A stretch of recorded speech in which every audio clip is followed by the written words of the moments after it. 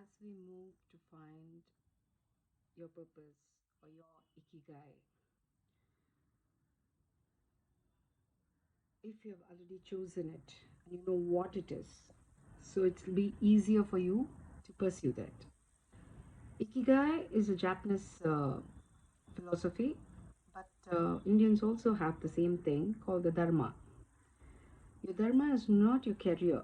Career is sometimes chosen because of your academic qualifications. It is goes through a natural meandering end.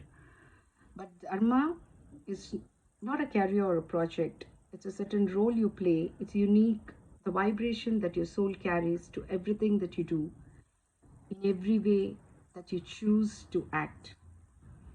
If you're not living your Dharma, then you experience feelings of being stuck or sad, and you're not taking a positive action to moving forward. The future doesn't excite you because unless you do what you love, you're not going to do it well. That is the philosophy of the Ikigai. When you like something, no matter how difficult it is, you're going to be at it, you're going to work through it, you're going to keep doing it very well, isn't it? So, that accompanying feeling of anxiety, of depression, of unworthiness, all this comes when you choose to do something that is not your true calling. Your true calling must come from within. That is your Dharma. A true calling creates a sense of bliss, a sense of happiness while you're at it, while you're doing it. So, how to discover your Dharma? The first step for you to discover your Dharma is realizing that it's not something outside of you, but something you were born with your purpose. It might occur sometime very later in your life, but you are born with your purpose. If you're going to be a writer, you're born with that. It is your genetic imprint. You come with that.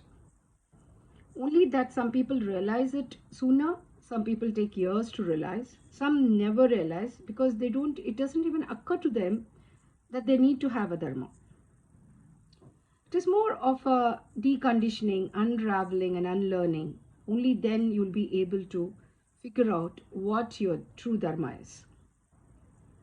We can have different role types that we activate, and you can be a teacher, an artist, entrepreneur, singer, sports person. But whatever you are, you can only excel at it if you are following it as your purpose of life and your complete passion. So these mediums that you chase to discover your karma is called the medium of, the path that you discover through it. Maybe if you are wanting to become a writer, you begin with doing small blogs, writing snippets on Twitter or LinkedIn. So that is how it begins.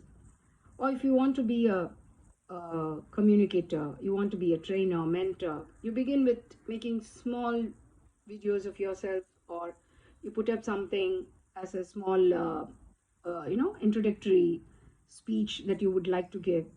Or creative art. Art, for example, is constantly evolving. There is no good or bad art. As long as it gives you the sense of satisfaction, of involvement, of being engaged while you're at it, it is art. You can mix various mediums to create that art form.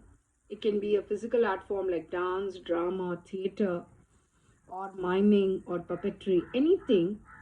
But if it has caught your attention, if it has become your purpose of life, it will not let you sleep. Okay? So let's meet in our next episode to know more about how to chase your ikigai. Thank you for watching.